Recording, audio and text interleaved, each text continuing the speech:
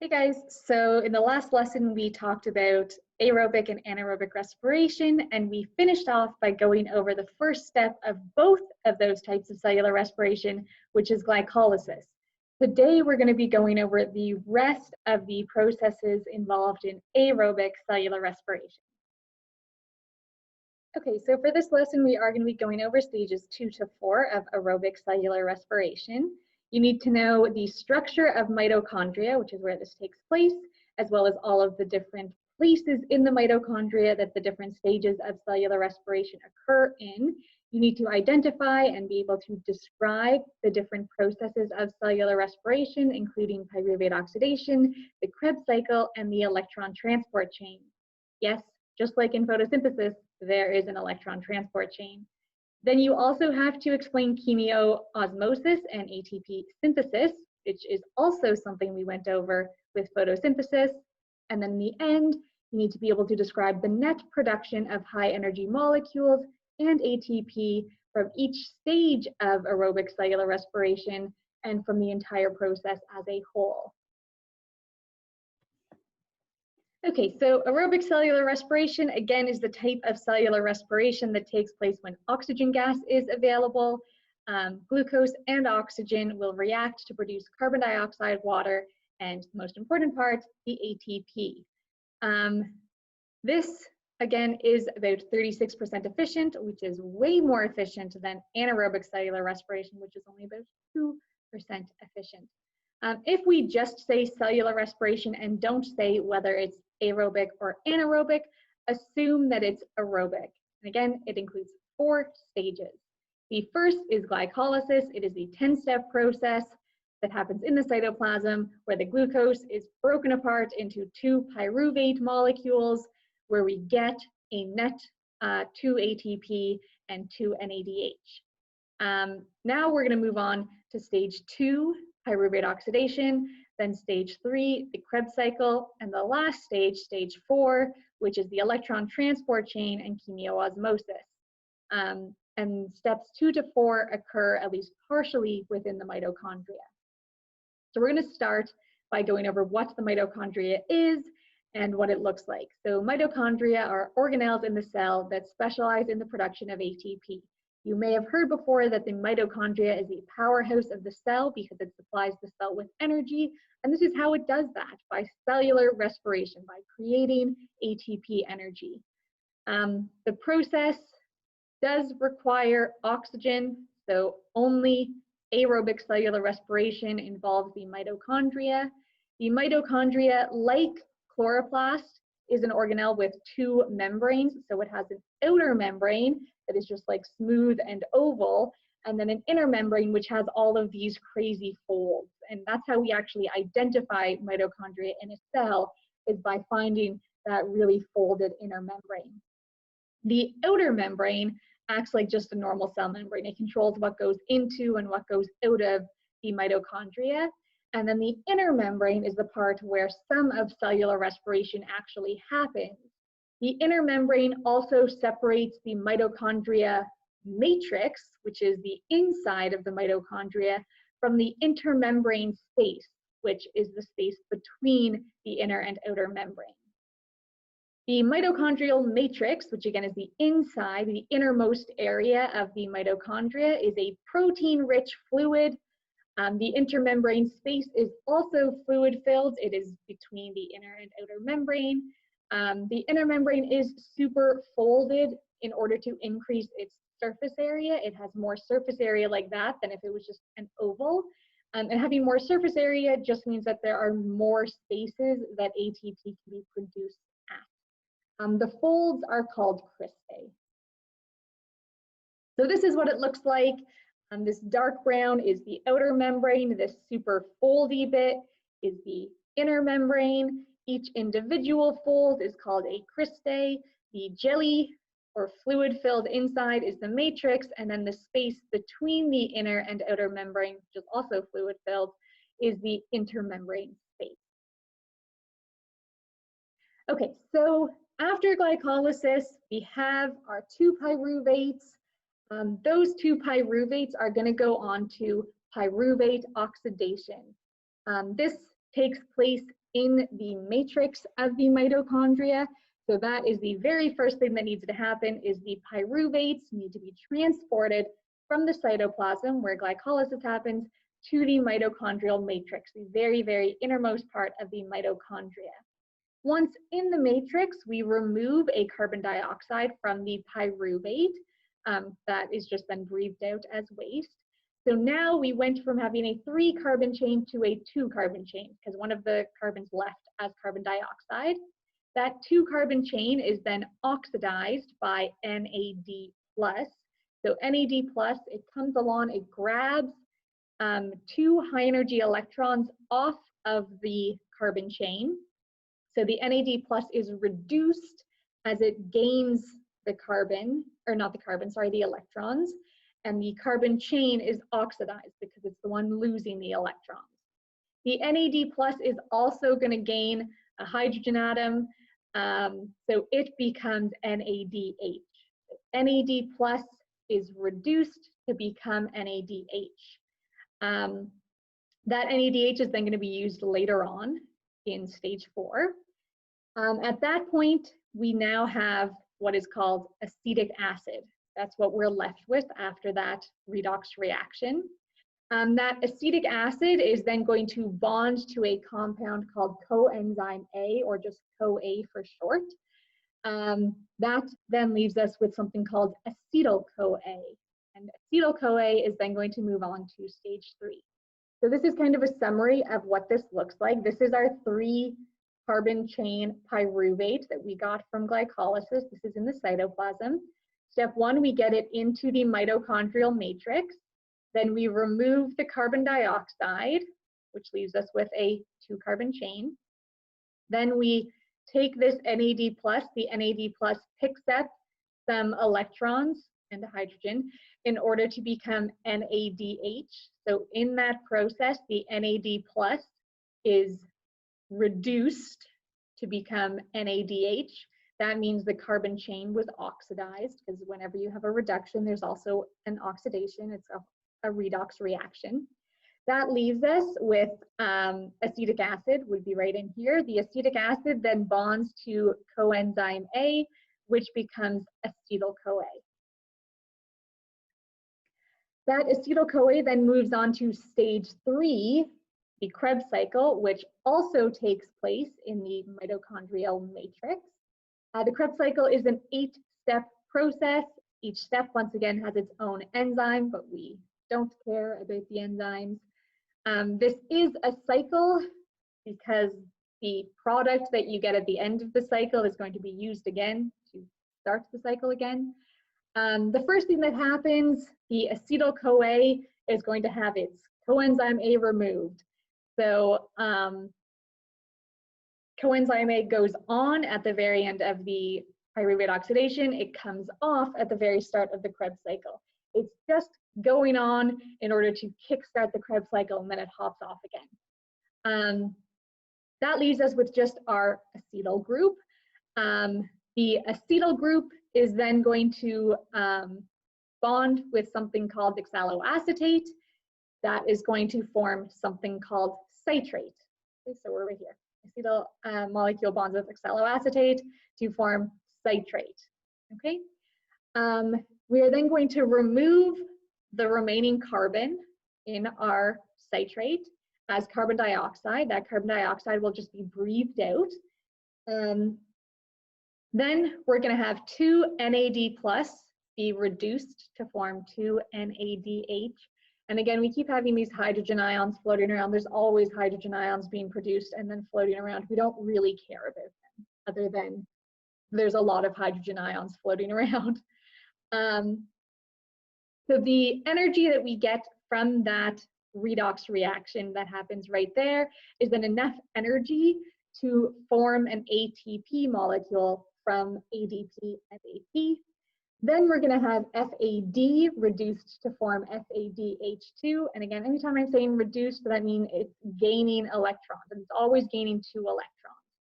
Then we're going to have 1 more NAD+ reduced to form NADH. So it's picking up 2 more electrons. And again, more hydrogens floating around. By the end of the Krebs cycle, all of the carbon from the original glucose is gone. The Krebs cycle will have to run once per pyruvate, or once per acetyl-CoA, which is what your pyruvate turned into. But remember, we had 2 pyruvates from the glucose. So the Krebs cycle has to run twice per glucose molecule. So by the end of that, by the time the Krebs cycle has gone around twice, we end up with 2 FADH2, 6 NADH, and 2 ATP. The ATP can be used right away by the body. The remaining high energy molecules, the FADH2 and the NADH, are going to be used in the final stage. Okay, so this is just kind of a summary of what this looks like. So we have our acetyl-CoA, the coenzyme A is removed, the oxaloacetate, also called oxaloacetic acid, is going to come along and bond with the acetyl-CoA to form citric acid. We remove the carbon dioxide, we reduce the NAD+, that happens twice, so we lose both our carbon dioxides, and we reduce 2 NAD+. The energy from this reduction reaction right here is enough to make an ATP. Then we're going to also reduce the FAD to form FADH2, and then one more reduction of NAD+ into NADH. That is going to leave us with oxaloacetate, which then can be reused to start the cycle again. Then we get to stage 4, the electron transport chain, also called the ETC. The ETC is where we finally make use of all of those high energy molecules, the NADH and the FADH2s that we have made in glycolysis, pyruvate oxidation, and the Krebs cycle. So yeah, at the ETC, all of those high energy molecules transfer their high energy electrons into the electron transport chain. They're going to pass through the electron transport chain, undergoing a bunch of redox reactions, which release energy, just like in photosynthesis. Okay, the electrons pass through the ETC. That is a bunch of redox reactions. It's releasing energy. And just like with the ETC in photosynthesis, that energy that's released is used to pump hydrogen ions across the membrane. In this case, the hydrogen ions are being pumped from the matrix, so from the inside of the mitochondria, to the intermembrane space. So that is the one thing that's kind of different from in photosynthesis. In photosynthesis, the hydrogen ions are being pumped into the lumen, so into the inside of the thylakoid. In this case, the hydrogen ions are being pumped out of the matrix, so out of the inside of the mitochondria. But we're still using the energy from the redox reactions of the ETC in order to pump hydrogen ions across a membrane. This time it is just across the intermitochondrial membrane. It is important to know that each NADH that we have made so far is going to give 2 high energy electrons into the very start of the ETC. As those high energy electrons go through the ETC, they are going to cause 3 hydrogen ions to be pumped across the membrane.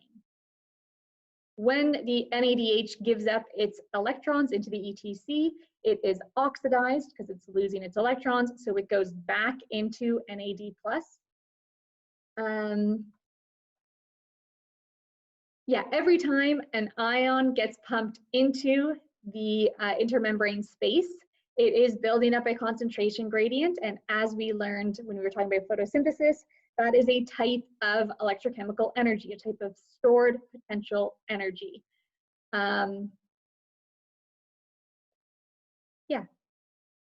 So by the time, we'll come back to that, by the time the electron passes the entire way through the ETC, by the time it gets to the end of the ETC, it is once again low energy.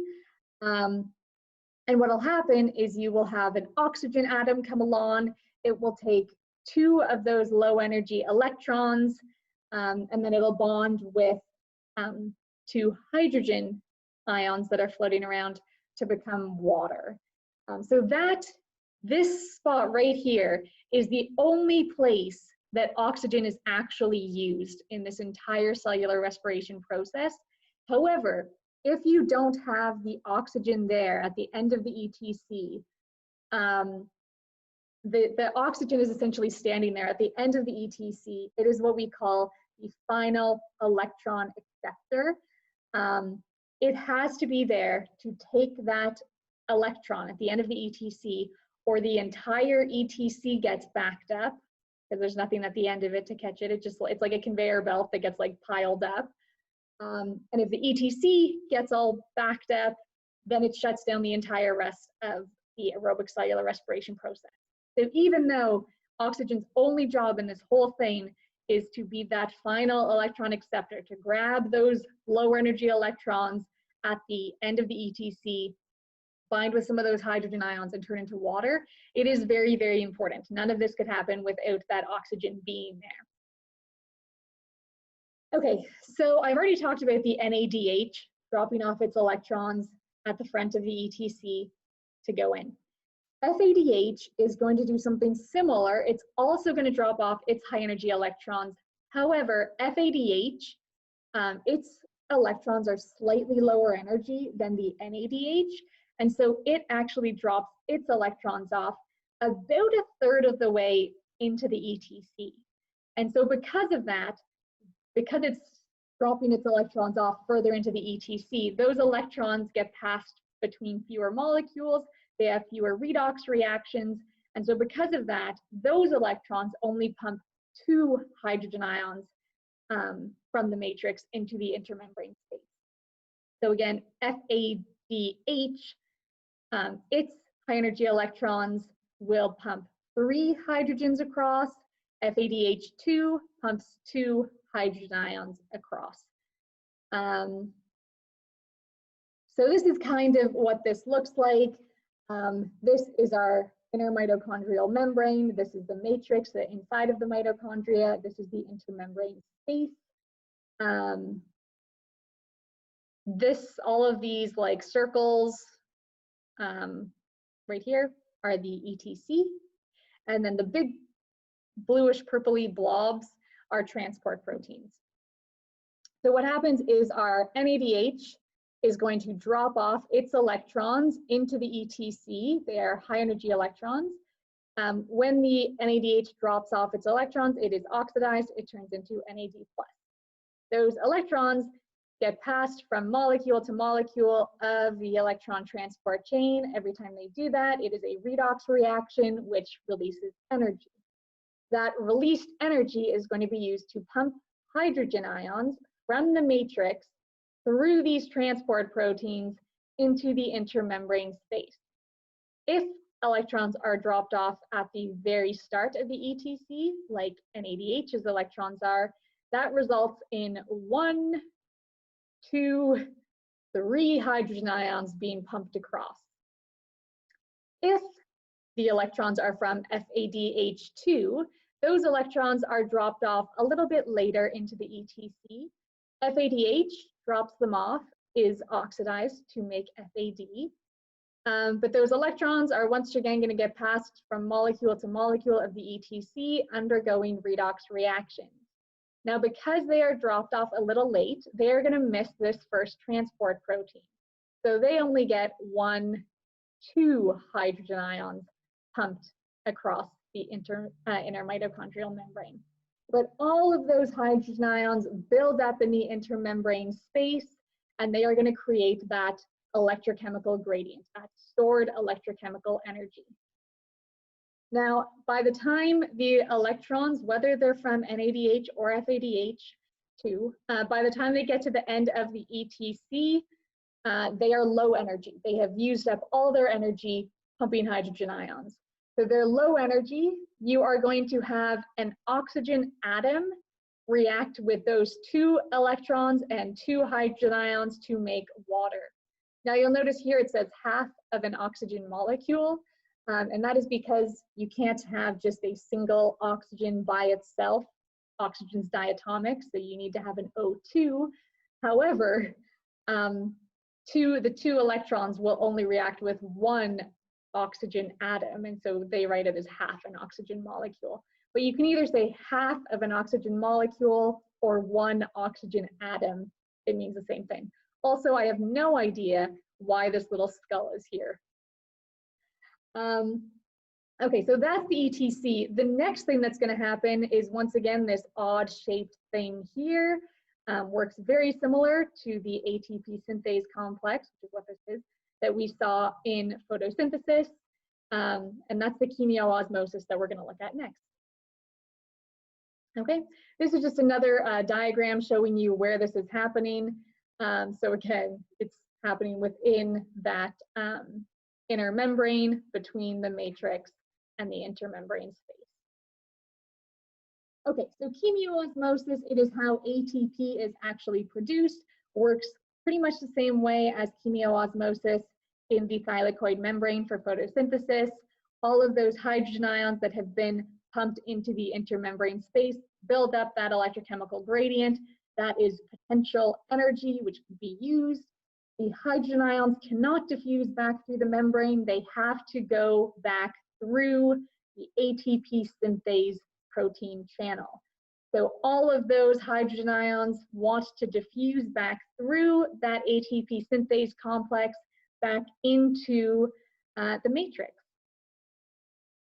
So as the hydrogen ions move through the ATP synthase back into the mitochondrial matrix, they release some of that stored potential energy. That released energy is going to be used to bond a phosphate to an ADP in order to make ATP. And so by the end of this, every single NADH caused 3 hydrogens to be pumped into the intermembrane space.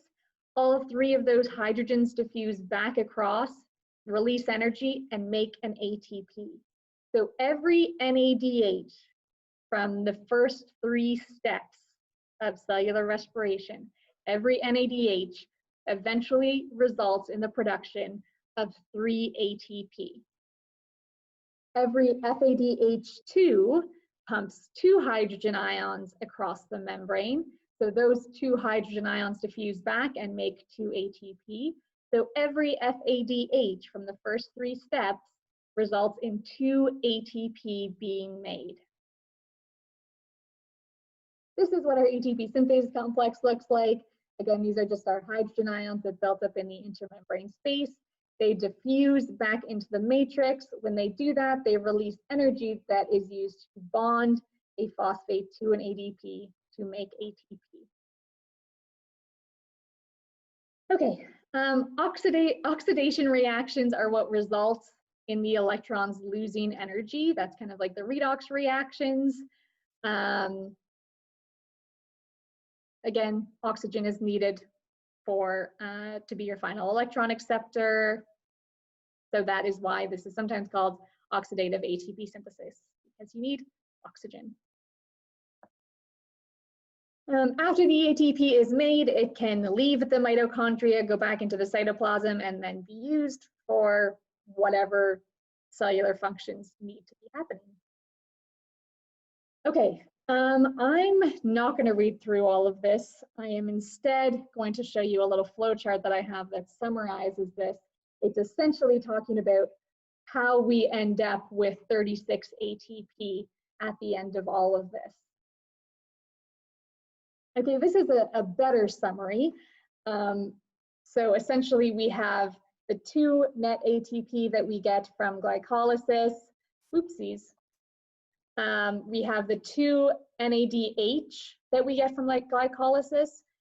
They have to travel a really long way since they're coming all the way from the cytoplasm and actually end up getting converted into FADH2. They kind of like pass off the electrons like passing a baton as they go from the cytoplasm into the matrix. And then, as we talked about, each FADH2 ends up making 2 ATP. So that's how we get the 4 ATP altogether. Pyruvate oxidation makes 2 NADH. Each NADH makes 3 ATP. So 2 times 3 is 6 ATP that we get from pyruvate oxidation.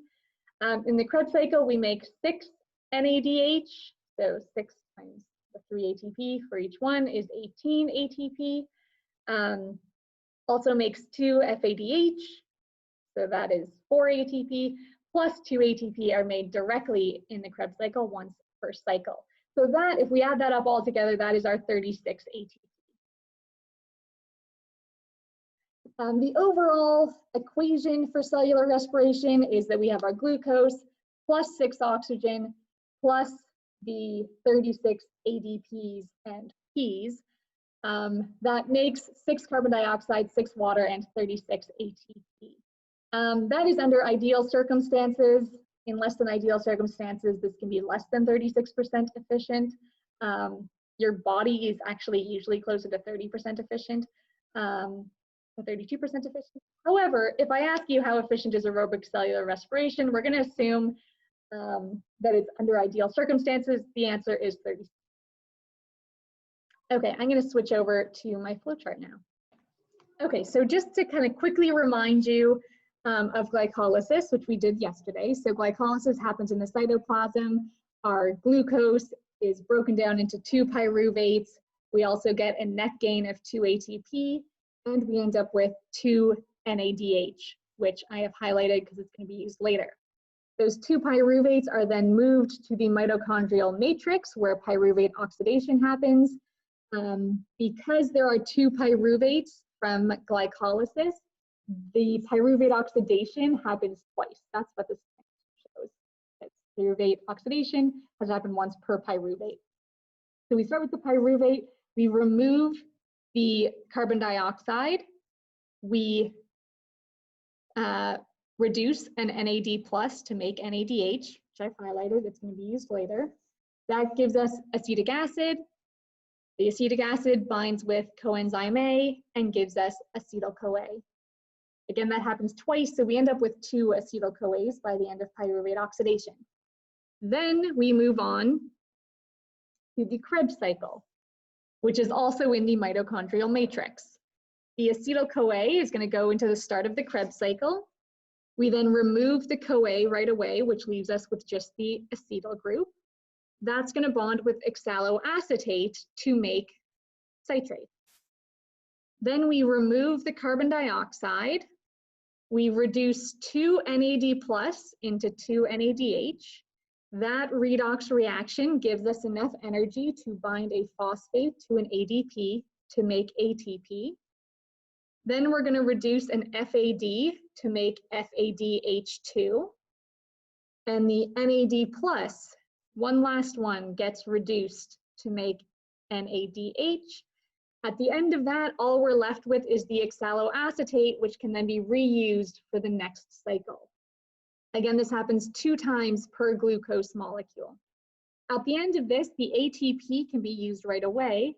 All of the other things I've highlighted, the NADHs and the FADH2s, are just like our other NADHs, heading off to the electron transport chain,